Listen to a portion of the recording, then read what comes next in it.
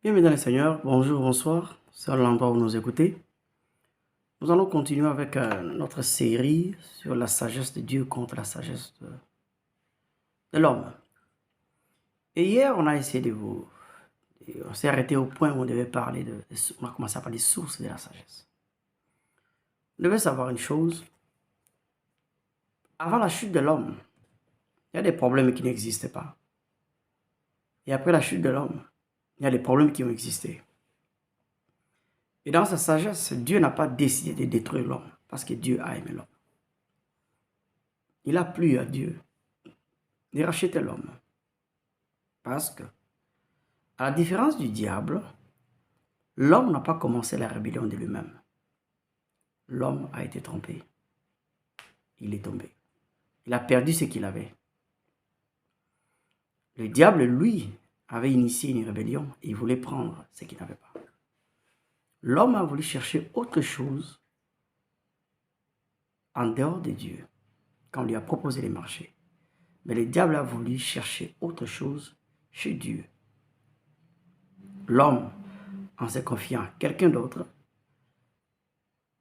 il s'est comporté comme un prostitué ou une prostituée. Il a acquis une autre source de connaissances pour avoir ce qu'on lui avait dit qu'il aurait alors qu'il avait déjà. Le diable avait déjà ce qu'il avait, ce que Dieu lui avait donné. Il était élevé en rang et en dignité. C'est l'une des meilleures créatures que Dieu avait créées. Mais il n'était pas satisfait. Il a voulu faire un coup d'État pour arracher à Dieu sa position et régner à sa place. C'est ça la rébellion. Et de lui-même, on dit l'iniquité a été trouvée dans lui. Il était parfait jusqu'au jour où on a trouvé l'iniquité dans lui. Adam et Ève, on leur a proposé un marché d'occuper un poste. Quelqu'un leur a dit, on va vous élever si vous violez. Mais dans l'amour de Dieu et dans sa sagesse, Dieu n'a pas décidé de détruire l'homme. Il a mis les moyens de la rédemption pour qu'il récupère l'homme qu'il a aimé, qu'il a créé à son image et à sa ressemblance. C'est comme ça que Dieu avait approché les problèmes. Il avait tous les pouvoirs. Et si Dieu voulait détruire l'homme, les diables aussi se moqueraient de lui parce que les coups étaient organisés par les diables. Parce que les diables, ne sachant pas comment attaquer Dieu directement, il a attaqué là où le cœur de Dieu était. Parce que l'homme est à l'image de Dieu. Mais le diable n'est pas à l'image de Dieu, à la ressemblance de Dieu. Et le diable a touché là où le cœur de Dieu était. Et Dieu a été miséricordieux à l'égard de l'homme. Il lui a donné la chance de les récupérer. Et ça, c'est ça la sagesse de Dieu. Il a approché comme ça au lieu de détruire. C'est une sagesse. Et aujourd'hui, toi et moi sommes vivants parce que Dieu avait décidé de ne pas nous détruire. Et l'ennemi a tout fait. Son objectif, Jean 10, c'est de tuer, c'est de détruire et de voler. Ce sont là les piliers, les trois piliers de sa mission dans ta vie. Il n'y a pas de miséricorde chez lui. Il n'y a pas de pitié chez lui. Il travaille pour lui-même. C'est un menteur. Et le mensonge, ça fait partie de sa sagesse. Alors, nous devons comprendre que et l'homme a sa sagesse. Donc, après la chute, les problèmes sont arrivés. Et Dieu s'est arrangé à écrire. Il nous a laissé une synthèse de tout ce qu'il a écrit. À partir de la Bible, nous pouvons connaître qui est Dieu, ce qu'il a fait, comment il a géré tous les problèmes des hommes, avec les solutions sont ici. Alors, dans ces trois sources de sagesse, Dieu, l'homme et le diable, une seule source est parfaite, incorruptible et qui peut apporter des résultats corrects. Et la sagesse de Dieu, elle est absolue, elle est parfaite, elle est sainte dans sa nature. Ce qui fait que quand on croit à cette sagesse, on a les résultats. La sagesse du diable, elle est corrompue. C'est une copie de ce qui est de Dieu, avec beaucoup d'autres mélanges pour faire sortir un mensonge et pour vouloir aboutir, pour vouloir mimer les résultats de Dieu. C'est pour ça que le diable, il veut se comparer à Dieu en utilisant la parole de Dieu, en la manipulant, en changeant certaines parties, et après, il voudrait donner les mêmes résultats comme les choses de Dieu pour que les gens croient qu'il est Dieu parce qu'il a toujours cherché à être Dieu. C'est pour ça qu'il a fait une copie en noir et blanc.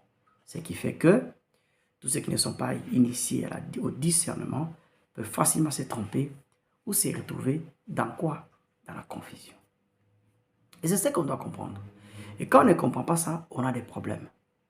Quand on ne comprend pas ça, on sait comprendre les problèmes. Et la sagesse des hommes, c'est une sagesse corrompue aussi parce que l'homme est imparfait. Esprit, âme et corps, nous sommes nés de nouveau, mais notre âme, qui est le siège de notre intelligence, nos pensées, nos réflexions, il y a la corruption.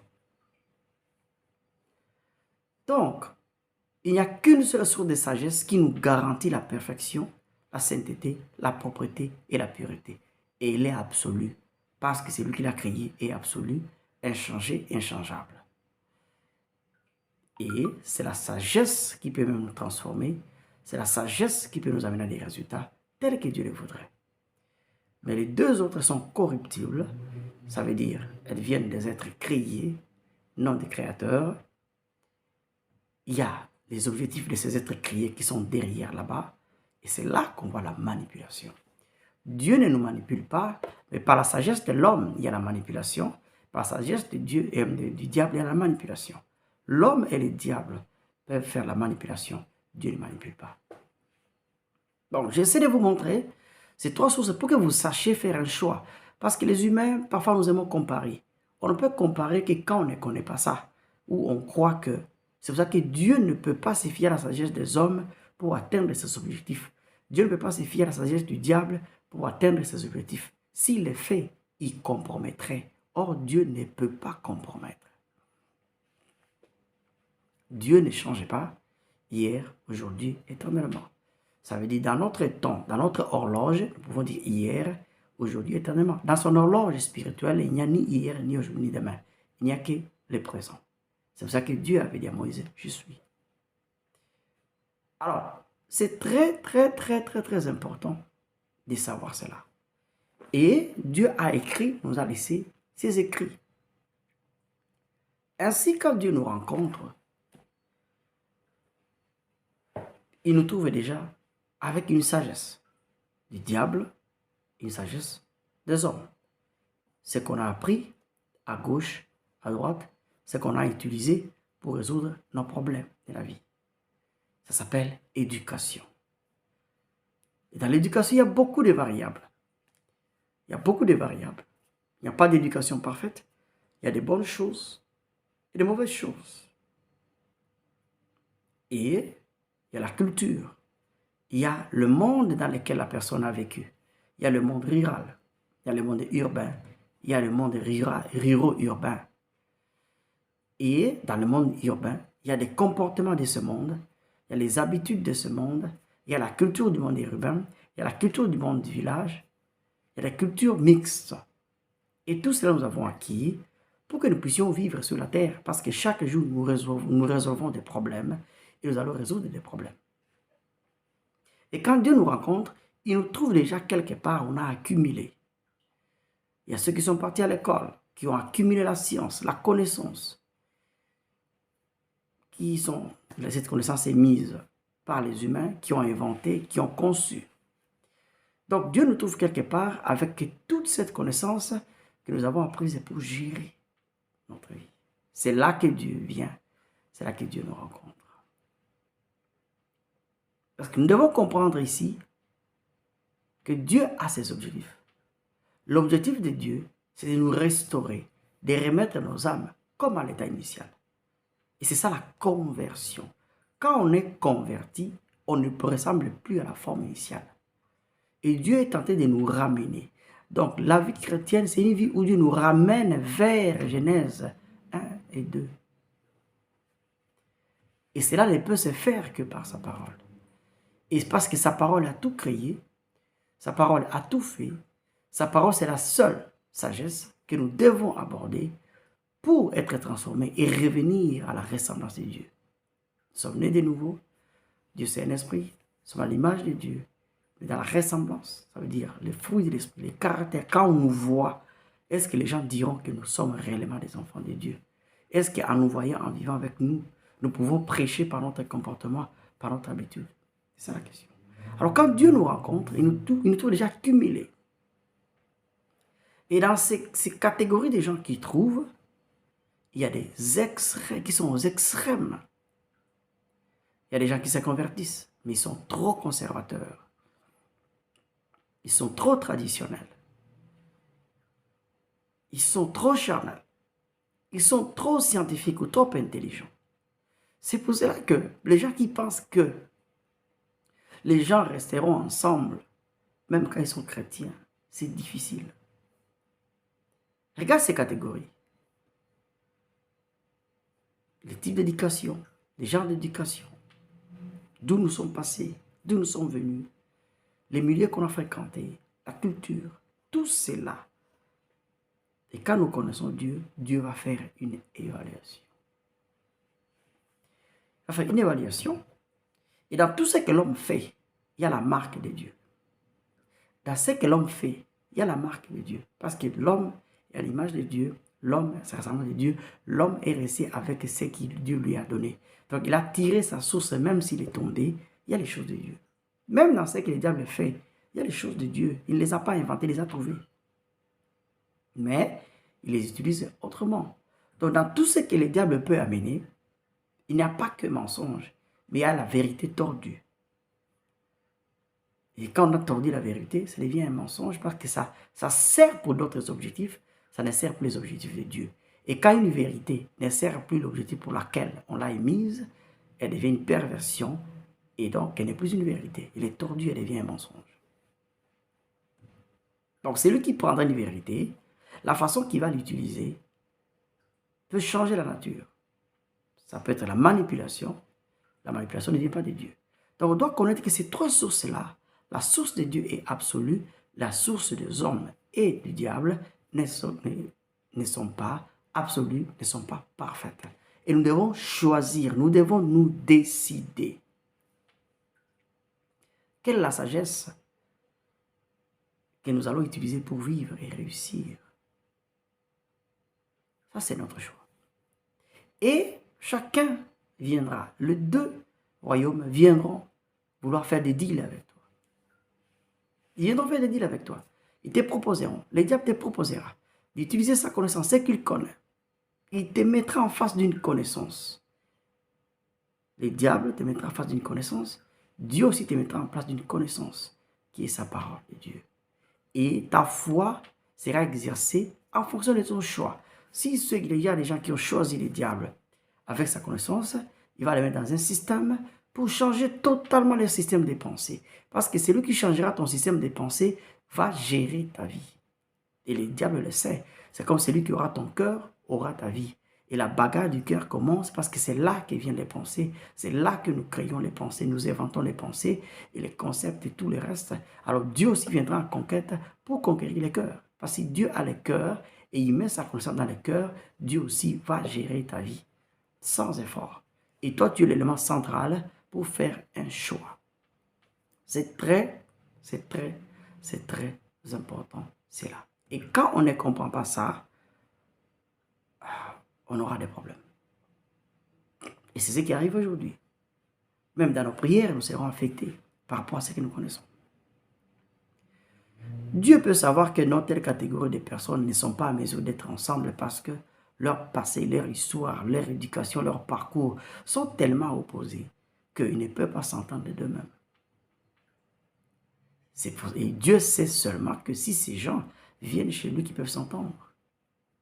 C'est pour ça que dans Proverbe 3, il a dit « Reconnais-les dans toutes tes voies et il aplanira tes sentiers. » Ça veut dire que si tu ne reconnais pas Dieu dans toutes tes voies, si tu n'aimes pas Dieu dans la totalité, d'une façon, de tout ton cœur, comme il a exigé, c'est que tu auras des problèmes. Dieu ne va pas aplanir ton chemin à 100%. Il aplanira proportionnellement à ce que tu lui auras présenté. Lui t'a demandé la confie-toi à l'Éternel de tout ton cœur, la totalité. Dieu n'a jamais demandé ce qui est moindre parce que Dieu n'est pas moindre. Mais les humains préfèrent donner à Dieu ce qui est moindre. Or, Dieu n'est pas moindre, ce qui fait que Dieu, la sagesse de Dieu, va rejeter. Quand tu lui donnes ce qu'il ne veut pas, ce qu'il ne cherche pas, parce que lui sait ce qu'il veut et ce qu'il cherche, il ne va pas t'accepter. L'exemple le plus patent, nous allons ici, dans la Bible. Parce que nous devons comprendre tout cela pour que nous soyons en mesure de voir comment nous allons marcher et modifier notre façon de faire les choses. Dans le cas contraire, on n'aura pas des résultats différents. Nous aurons les mêmes résultats malgré nos prières, malgré nos jeûnes. Genèse chapitre 4 ici, sur les Caïn et Abel. Et à partir du verset 2, elle enfanta encore son frère, Abel, et Abel fut berger, Caïn, lui, laboureur. Au bout de quelques temps, Caïn fit à l'Éternel une offrande des fruits de la terre. Caïn était un cultivateur, il a pris les fruits de la terre. Et Abel, de son côté, en fit une des premiers nés de son troupeau et de leur graisse. L'Éternel porta un regard favorable sur Abel et sur son offrande. Mais il ne porta pas un regard favorable sur Caïn et sur son offrande. Caïn fut très irrité et son visage fut abattu. Et l'Éternel dit à Caïn, « Pourquoi es-tu irrité et pourquoi ton visage est-il abattu? Certainement, si tu agis bien, tu relèveras ton visage, et si tu agis mal, les péchés se couchent à ta porte et ses désirs se portent vers toi. Mais toi, domine sur lui. » Ici, nous voyons. Le Seigneur est venu, il dit, c'est si tu agis bien, tu reverras ton visage, et si tu agis mal, le péché est là. Voilà. Pour Caïn, il était surpris. Pour Caïn, il avait bien fait. Pour Caïn, il avait fait offrir son offrande. Selon lui, il était correct. Ça, c'est le premier exemple, le premier conflit. Les gens peuvent dire ce qu'ils peuvent dire, mais tout ce qu'on sait ici, que Caïn n'a pas offert ce qui était correct, c'est ce que Dieu lui reproche ici. Nous pouvons dire, nous pouvons développer en disant Abel, mais on dit chacun avait sa tâche. Donc Caïn était laboureur, Abel était éleveur. Et donc chacun avait sa tâche et chacun a donné. Mais ici, ça, Caïn, on dit qu'il a donné les fruits de la terre. Mais on n'a pas dit qu'il avait donné les fruits de son champ. Parce que c'est vague. Et il n'a pas fait ça correctement tel que Dieu le lui avait dit. Donc, pour que Dieu dise que si tu fais correctement, Dieu devait lui dire ce qu'il fallait faire. Parce que quand Dieu ne peut pas te punir s'il ne t'a jamais dit ce qu'il faut faire. Sinon, il serait injuste. Comment Dieu peut te punir alors qu'il ne t'a jamais dit? C'est comme ça que nous voyons avant la loi, les Abraham, Gaffé et tout le reste, ces gens ne demandaient pas pardon. Vous avez Noé à Gaffé, il n'a jamais, on n'a pas vu là où Noé s'est répandu, parce que Noé était tombé ivre. Noé s'est endormi avec l'alcool nu. Abraham, il a gaffé beaucoup. Avant la loi, on ne voit pas ces gens-là se repentir et tout le reste. Parce que c'est la loi qui a amené la connaissance du péché. Et Dieu devait maintenant amener à faire connaître à l'homme la loi. Et parce qu'il a fait connaître la loi, et l'homme connaît comment il est imparfait, l'homme devait alors désirer en retour un serviteur, l'homme devait alors exiger la repentance pour se sentir digne de venir auprès de Dieu. Et sans cela, ça serait un problème. Voilà la même chose ici. Donc, pour que Dieu dise à Caïn que si tu fais ce qui est bien, tu relèveras, c'est que Dieu lui avait dit et Caïn savait ce qui était bien. Donc, Caïn ici a fait les choses à sa façon. Et il y a beaucoup de gens qui ont la sagesse de Caïn. Et ils disent que Dieu ne nous a pas répondu. C'est par exemple, Dieu te donne une femme.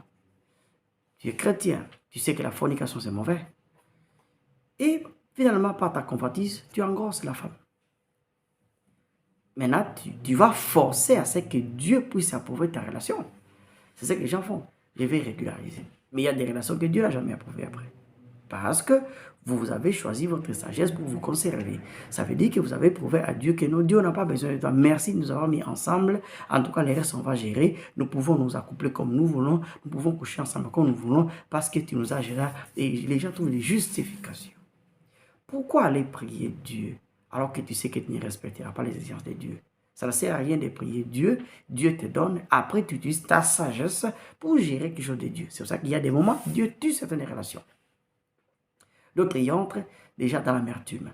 Parce que beaucoup vont cacher en disant que non, on n'a pas forniqué, on n'est pas tombé dans les péchés, on est béni. Parce que tout le monde veut apparaître saint, tout le monde, le pharisaïsme est là dans l'église du corps de Christ.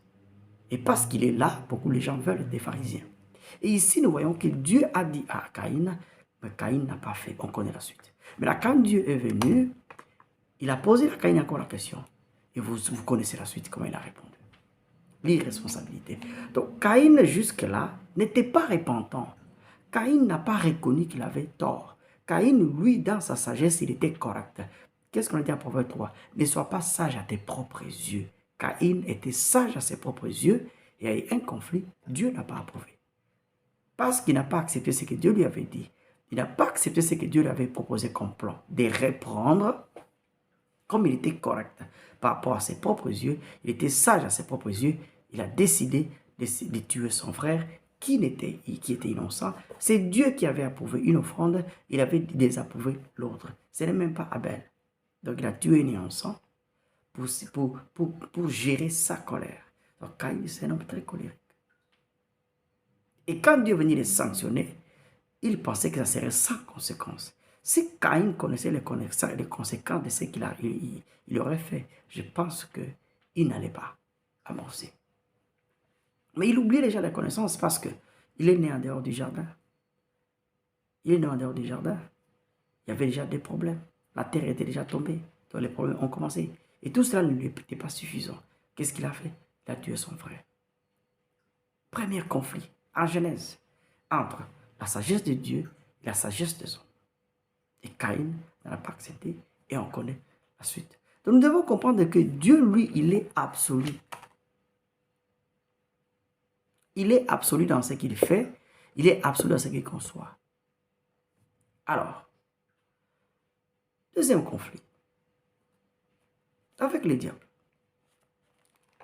Le diable était élevé en rang et en dignité. Il était chef. Le diable était chef. Il était chef.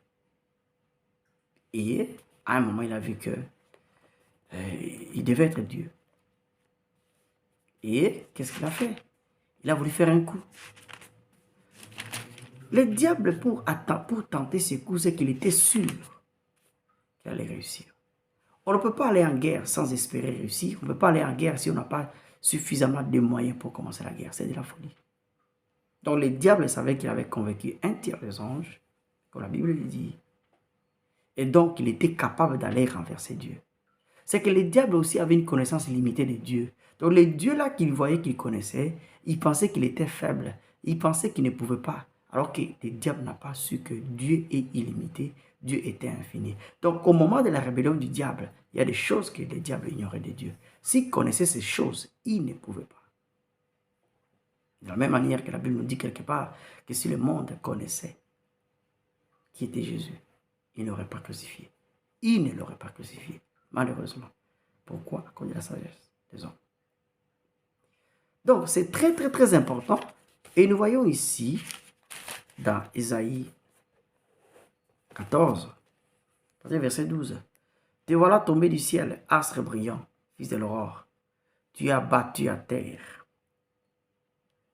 Toi, vainqueur des nations. Tu te disais dans ton cœur, je monterai au ciel. J'élèverai mon trône au-dessus des étoiles de Dieu. Donc le diable avait un trône. Dieu lui avait donné un trône. Il n'était pas satisfait. J'élèverai mon trône au-dessus des étoiles de Dieu, m'assierai sur la montagne de l'assemblée, à l'extrémité du septentrion. Je monterai vers le sommet des nuées. Je serai semblable au Très-Haut. Mais tu as été précipité à ces jours de mort. Dès qu'il a dit dans son cœur, je serai semblable au Très-Haut. La sanction est tombée. Donc, le diable, lui, il était sûr de lui-même, il était sage à ses propres yeux, que c'était mieux pour lui de prendre la place de Dieu parce que Dieu ne gérait pas bien. Donc le diable a eu à reprocher Dieu de quelque chose. Le diable a reproché Dieu de quelque chose. Parce que le diable s'est vu mieux que Dieu pour vouloir occuper ces positions-là. Et voilà, ces jours-là, il a été surpris. Jusqu'à aujourd'hui, il est surpris. Il n'y a pas de rédemption pour lui.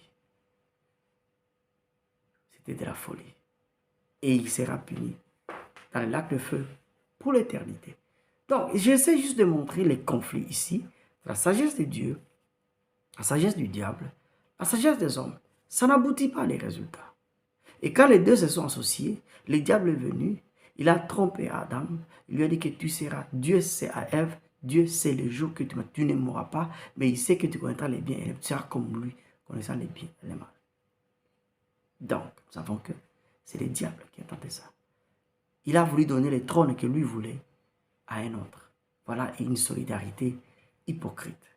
Comment est-ce que le diable voulait proposer à l'homme d'être comme Dieu, alors que lui-même n'avait pas réussi à être comme Dieu? Malheureusement, c'est ce qui nous arrive quand on ne prend pas le temps de discerner, d'écouter le Saint-Esprit. Nous faisons des mauvais choix. Nous faisons des mauvais choix. Et donc, le voilà la sagesse du diable, qui lui a donné une impression qu'il était à la hauteur, qu'il était au-dessus de Dieu, et nous savons ce qui nous a amené. Donc, ces trois sources-là, nous regardons comment est-ce qu'ils se contredisent. Et Dieu est en bagarre avec la sagesse des hommes et la sagesse de Dieu. Parce que si Dieu permet au diable, si Dieu réussit à cause du diable à faire quelque chose, donc le diable risque de dire que Seigneur, c'est à cause de moi. Et les hommes même. C'est pour ça que Dieu est très jaloux et sa parole est parfaite et absolue pour obtenir les résultats. Et ceux qui ne se confient pas à lui, ceux qui ne s'abandonnent pas à lui, ceux qui ne tirent pas sa sagesse, un jour, ils seront butés à des problèmes. Un jour, ils auront des difficultés et ils ne s'en prendront qu'à eux-mêmes. Quand on voit dans Proverbe, chapitre 1, Proverbe 1, chapitre 1, verset 7, on dit ceci. Proverbe chapitre 1, verset 7, on dit quoi? On dit, la crainte de l'Éternel est le commencement de la sagesse ou de la science. Les insensés méprisent la sagesse et l'instruction. Voilà. On te dit, tant que tu n'as pas la crainte de l'Éternel, tu n'es pas sage. C'est le début. On te dit, les insensés méprisent la sagesse. Donc il y a deux catégories de gens. Il y a ceux qui méprisent la sagesse, qui ne tiennent pas ça en considération.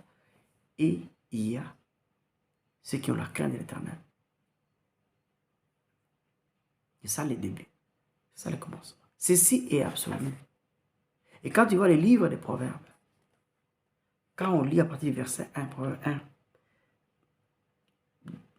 Proverbe de Salomon, fils de David, roi d'Israël, pour connaître la sagesse et l'instruction, pour comprendre les paroles de l'intelligent, pour recevoir des leçons de bon sens, de justice, d'équité, de droiture, pour recevoir des leçons de bon sens, de justice, d'équité et de droiture, pour donner au simple du discernement, au simple du discernement,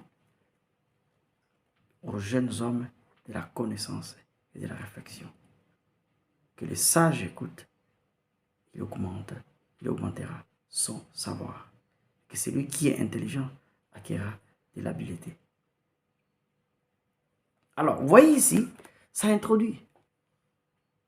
Donc, les livres et les proverbes,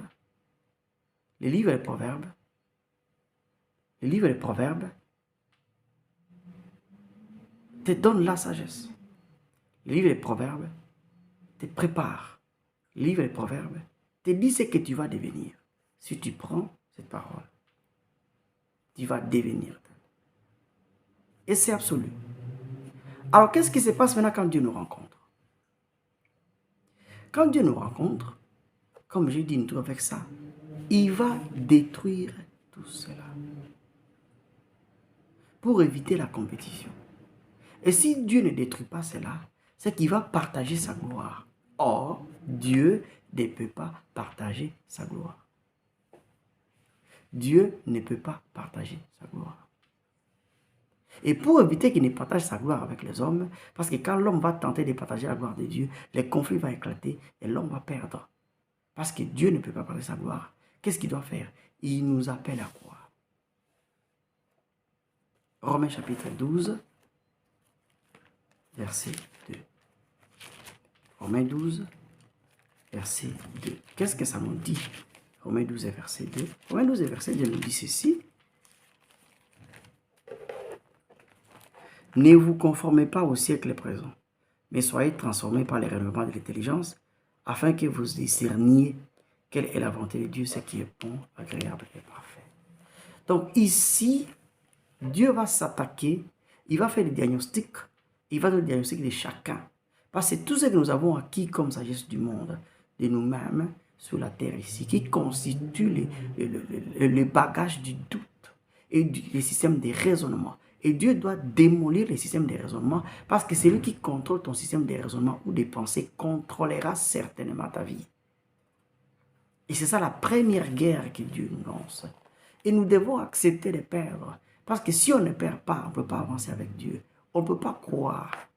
On n'aura pas la foi s'il n'y a pas remplacement des connaissances. Si on ne renouvelle pas notre intelligence, ça veut dire que nous restons la même personne. C'est pour cela qu'il y a beaucoup de délivrances qui échouent. On chasse les démons. Chez les gens, vous chassez les démons. Après quelques mois, la personne est la même. Et les démons sont revenus même 7 fois. Matthieu 12, 43, 44. Qu'est-ce qui se passe? C'est parce qu'on n'a pas remplacé la connaissance. Quand on ne remplace pas, quand on ne renouvelle pas l'intelligence, ça veut dire que Jésus n'est pas en train de naître. Et quand Jésus n'est pas en train de naître dans un domaine quelconque de la vie, il n'y aura pas la victoire parce que Jésus est la seule personne qui a vaincu le diable. Il a vaincu le diable, il a vaincu la mort, il a vaincu la chair. Il a marché parfaitement sur la terre. Et Dieu nous les exige, renouveler l'intelligence. Par quoi? Par sa parole. Maintenant, toi qui ne lis pas la Bible, tu ne connais pas la parole de Dieu. Alors tu t'appuies sur quoi? Tu t'appuies sur quoi pour gérer des problèmes? Tu t'appuies sur quoi? Et c'est ça la question fondamentale. Parce que Dieu doit démanteler. S'il ne démantèle pas, il ne sait pas travailler. Dieu ne peut pas bâtir sur la fondation du diable ou sur la fondation de l'homme. Il va sélectionner tout ce qui est impropre dans tout ce que tu connais et il va te dire débarrasse-toi. Et il va garder ce qui est resté, ce qui est bon, ce que lui va se servir. Parce que comme je dis, dans l'homme, il y a une partie de Dieu qui s'exprime dans la bonté naturelle, même les païens en ont. Dieu ne veut pas détruire ça. Il ne va pas détruire les côtés où, oui, sa semence s'est exprimée par les faits d'un héritage parce qu'il ne se répand pas de ses dons. Mais là où il n'y a rien, il va les démolir. Quand il va démolir, alors il va commencer à zéro. Et ainsi, la fondation sera rebâtie et sur sa propre fondation basée sur sa parole, Dieu bâtira le reste. Dans le cas contraire, il ne le fera pas. Et c'est un grand conflit, je répète. C'est un grand conflit. Et vous verrez que derrière la sagesse des hommes, la sagesse terrestre, il y a les diables. Donc les diables se cachent derrière. Donc si tu t'appuies seulement sur ta chair pour résoudre les problèmes, pour vivre, tu vas marcher avec les diables sans les vouloir. C'est ainsi tous ceux qui se disent qu'ils sont athées, c'est ceux qui se disent qu'ils sont athées, ils sont athées, oui, du côté de Dieu, mais ils sont avec les diables. Il n'y a aucun être humain qui ne peut pas être sous l'influence des esprits. C'est impossible. L'être humain, c'est un esprit, et connaître Dieu ou pas ne t'épargnera pas d'être influencé par les esprits. Tu peux seulement ne pas connaître, tu peux seulement être ignorant. Mais il y a des choses que tu fais parfois dans la vie, que tu as eu à faire dans le passé avant que tu ne grandisses spirituellement. Tu te rendais compte que c'était des bêtises. C'est pour ça que tu partais pour dire je m'excuse, 1, 2, 3, 4. Par la sagesse des hommes. Alors, 1 Corinthiens chapitre 1. 1 Corinthiens chapitre 1 nous montre ici ce que Dieu est en train de dire à partir des versets ici. Nous commençons. À partir des versets 17. Ce n'est pas pour baptiser. Commençons par 18. Car la prédication de la croix est une folie pour ceux qui périssent. Voilà. La prédication est une folie pour ceux qui périssent. Ça n'entre pas. Ça n'a pas de sens. Comment est-ce que quelqu'un est mort pour nous alors qu'on ne sait pas voir les péchés? C'est difficile. Pour ceux qui périssent. Mais pour nous qui sommes sauvés, elle est une puissance de Dieu. Aussi est-il écrit, je détruirai la sagesse des sages et j'anéantirai l'intelligence des intelligents. Première étape, Dieu doit démanteler ton système. C'est sagesse que tu te sers.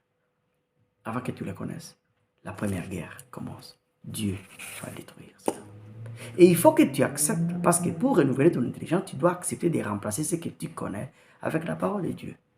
Et si tu ne le fais pas, tu n'auras pas les résultats escomptés. C'est là qu'il y a la manipulation. Et c'est là que le diable travaille. Parce que le diable va même te montrer ce que Dieu ne voudrait pas que tu puisses connaître pour que tu obtiennes aussi les mêmes résultats semblables. Ismaël et Isaac étaient tous des garçons. Et Dieu avait rejeté l'un, il avait accepté l'autre. Nous connaissons comment est-ce que quand Sarah dit à Abraham de chasser, Abraham est parti chez Dieu. Et Dieu a dit non, écoute ta femme. Parce que Dieu n'avait pas promis Ismaël, j'en ai parlé encore hier. Où est le sage? Où est le scribe? Où est le disputeur de ces siècles? Dieu n'a-t-il pas convaincu de folie la sagesse du monde? Donc, la sagesse de Dieu devant la sagesse du monde, il y a une sagesse du monde, comme je dis, c'est de la folie. Ça ne marche pas ensemble. Ça ne marche pas ensemble. Donc, par le renouvellement de l'intelligence, c'est le processus par lequel nous détruisons la sagesse des hommes et la sagesse du monde pour réussir à marcher Dieu. Donc, deux doivent se déplacer à une seule qui est absolue, qui a la capacité de tout. Car puisque le monde, avec sa sagesse, n'a point connu Dieu, dans la sagesse de Dieu, il a pris à Dieu de sauver les croyants par la folie de la prédication. Donc, Dieu était sage, il a été sage. C'est pour ça qu'il nous a sauvés. Mais pour le monde, c'est de la folie. Or, la folie du monde ne peut pas plaire à Dieu. Voilà comment est-ce que ceux qui vivent selon le monde ne peuvent pas marcher avec Dieu, même s'ils sont nés de nouveau. Mais leur salut aura des problèmes. Parce que s'ils ne se convertissent pas, ils auront des problèmes. Il faut se convertir, il faut être un disciple. Quand on ne l'est pas, on ne connaîtra pas les secrets du royaume. Donc, verset 22. Les Juifs demandent des miracles et les Grecs cherchent la sagesse. Nous prêchons Christ crucifié, scandale pour les Juifs, folie pour les païens. Voilà, c'est comme ça que nous prêchons Christ. Christ, la dimension, le Messie, la dimension spirituelle. Quand les gens prêchent, il y a des gens qui voient que c'est de la folie. Il y a des gens qui n'acceptent même pas. Pour certains, c'est un scandale. Mais puissance de Dieu et sagesse de Dieu pour ceux qui sont appelés, tant juifs que grecs. Donc, ceci n'a du sens que pour ceux qui sont appelés. La sagesse de Dieu n'a du sens que pour ceux qui sont destinés à recevoir cela. Or, tout le monde ne peut pas recevoir cela. Et parfois, nous pensons que c'est possible. Ce n'est pas possible. Car la folie de Dieu est plus sage que les hommes et la faiblesse de Dieu est plus forte que les hommes. Vous regardez comment est-ce que Dieu est en train de qualifier la sagesse des hommes.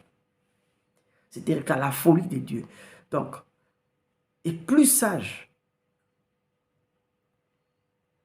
Or, tout ce qui ressemble à la folie, c'est comme si pour nous, ça n'a pas de sens. Mais Dieu, il dit, considérez, 26, Dieu frère, que parmi vous, qui avez été appelés, il n'y ait ni beaucoup de sages selon la chair, ni beaucoup de puissants, ni beaucoup de nobles. Mais Dieu a choisi les choses folles du monde pour confondre les sages. Dieu a choisi les choses faibles du monde pour confondre les fortes. Et Dieu a choisi les choses viles du monde et celles qu'on méprise, qui ne sont point, pour détruire les choses, celles qui sont, afin que nulle chair ne se glorifie devant lui. L'objectif de la sagesse, de détruire la sagesse de l'homme, c'est pour qu'aucun homme ne se glorifie devant lui, parce que Dieu ne peut pas accepter qu'un homme puisse prendre sa gloire. Donc c'est une sagesse protectrice, il te permet de détruire par le moment. Et c'est un processus, et il est conscient, et il est patient par rapport à ça. Donc si Dieu ne réussit pas à détruire ceci, Alors, il va travailler avec toi comment? Jésus va naître dans toi comment? Il n'y aura pas la place pour la parole, ce qui crée des problèmes. Et Jésus se plaint en Jean 8, quand il s'est adressé aux gens qui avaient cru à lui.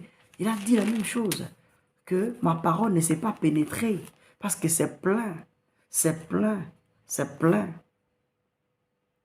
Regardez ici, un dialogue de sourds entre ceux qui ne croyaient pas et Jésus qui croyait. Jean 8, 32, 31. Il est dit aux Juifs qui avaient cru en lui, il s'adresse aux croyants, qui avaient cru en lui, à ses miracles, à tout le reste. Si vous demeurez dans ma parole, vous êtes vraiment mes disciples. Vous connaîtrez la vérité vous affranchira. Ils répondirent, nous sommes la postérité d'Abraham, et nous ne fûmes jamais esclaves, des personnes. Déjà, ils mentent ici. Leurs ancêtres étaient des esclaves en Israël. Là, ils étaient sous la domination romaine, qui est aussi une forme d'esclavage, parce que les Romains étaient au-dessus. Ils trompent déjà. Ils trompent. Jésus parlait d'autre chose. C'est un langage des sourds. La vérité en vérité, je vous l'ai dit, les répliqua. Jésus, quiconque se livre au péché est esclave du péché. Jésus commence à expliquer spirituellement c'est quoi. Or, l'esclave ne demeure pas toujours dans la maison. Le Fils, il demeure toujours. Si donc le Fils vous a affranchi, vous serez réellement libre.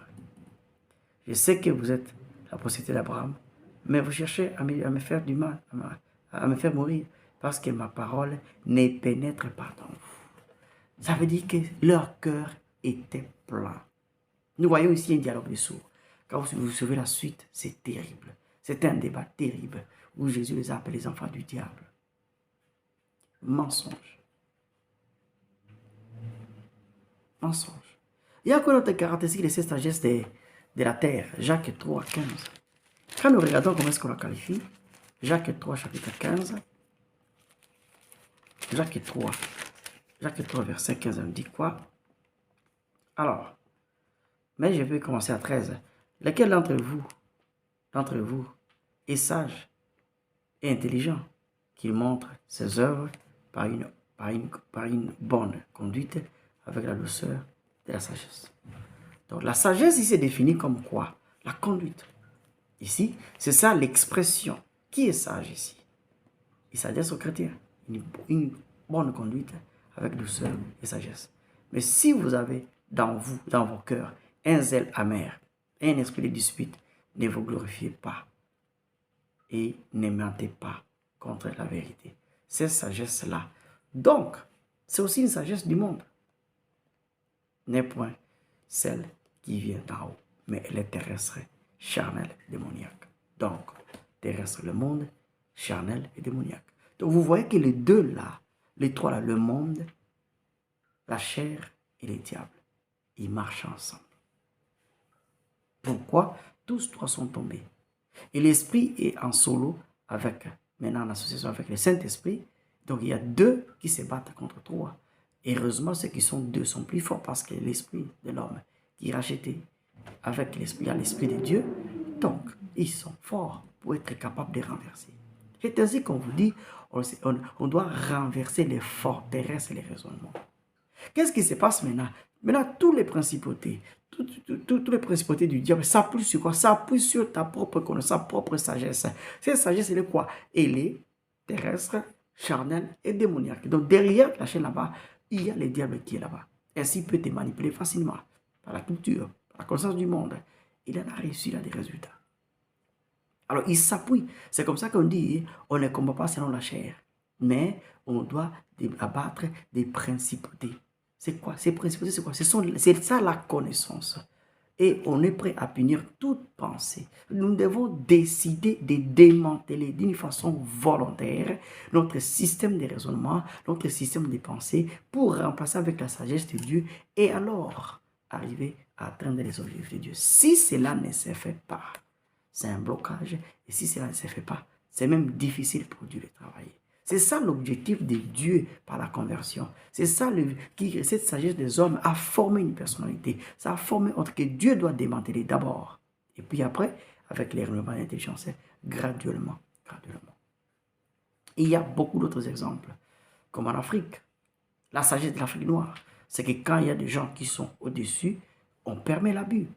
En Afrique, on permet aux aînés de taper les enfants, même de les blesser parce qu'il est aîné. En Afrique, on permet que les enfants, les fils aînés soient considérés, ou les aînés de la famille soient considérés comme déjà des parents. Ainsi, on leur donne des droits de tabasser les enfants, même des cousins, même tout le monde, dès qu'ils sont adultes, ils se donnent un droit. Et il y a beaucoup de dégâts, même dans nos prédications aujourd'hui.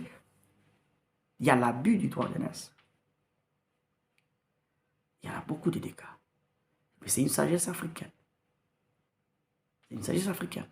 Ça cause quoi? Ça mène des problèmes. Parce qu'il y aura ceux qui vont être frustrés, qui vont s'éloigner carrément, et ceux qui seront là-bas, ils ne vont plus avoir des gens. Or, ils ont besoin des uns des autres. Et c'est ça le problème. Donc, nous devons comprendre que chaque jour, la sagesse de Dieu s'ébattra pour écraser la sagesse des hommes et par ricochet la sagesse du diable. Chaque jour, le diable s'ébattra pour remettre sa connaissance dans toi. Il se bat chaque jour, dit son royaume, pour te conquérir.